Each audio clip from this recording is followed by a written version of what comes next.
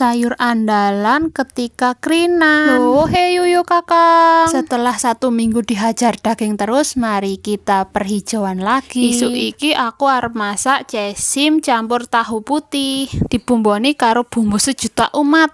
Brambang bawang, cabe karo tomat. Hahaha, jane sejuta umat apa duwene mung kuwi yo.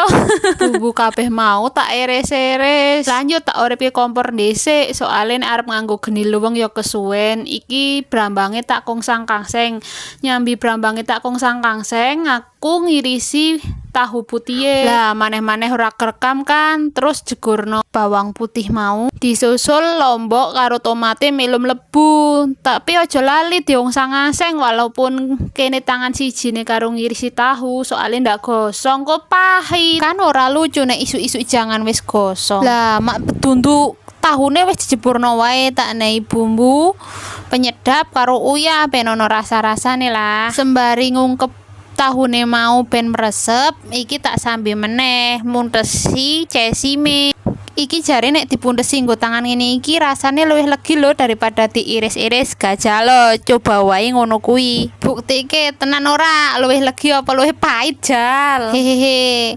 Iki lanjut meneh cesime tak cuci ping 3 ben nek ana ulere mrotoli karo nek ana lemah yo ilang terus resik. Lah tenan ton, kaya ngene iki dadi menu andalan nek keburu-buru soalé satset. Lah piye meneh nek ra satset, wong kene ngiris brambang langsung goreng. Nyambi ngirisi tahune, bumbu mateng diungsrang-asreng, tahu masuk diungkep. Lah kene dilanjut meneh nugeli cesime njuk dilanjut dicuci. Iki wis wayahe cesime tampil melu jeburno karo tahune, soalé nek tahu dhewe ndak kesepian. Aja lali diolak-walik ben cepet mateng, terus nehi banyu setitik ben ono kuah-kuahe lah, ora seret. Lanjut kolah kaleh ngasi mateng cesime. Nek gelem ya diicip rasa, nek aku ya males nek masak icip-icip, sing penting jebur ya mateng, ora sing mangan wis luweh. Pokoke masake nganggo feeling lah. Yo biasane sih enak-enak wae, jarang kasih. Paling masak cesime sakwise dijepurno sekitar 7 menitan lah. Aku ra seneng nek ngasi mateng banget, senenge ge ono krius-kriuse, enak seger. Monggo maem yuk.